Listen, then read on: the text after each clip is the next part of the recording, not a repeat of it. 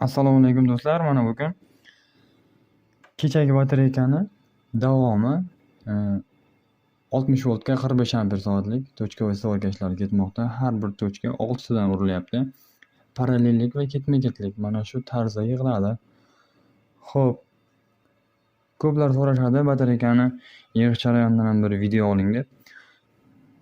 Qisqacha batareyka yig'ilish jarayoni mana shunaqa. Keyin bu qanday nimada qilinadi? Tochka va stolka. Mana bu Glatter firmasiniki model 812A. Bu anchagina qimmat turadigan apparat.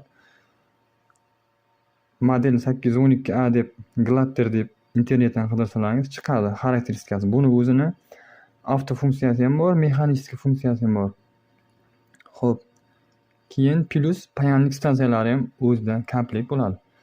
Lekin men mana bunaqa отдельный payanlik ishlataman. Chunki buni payanligini temperaturasi cheklangan.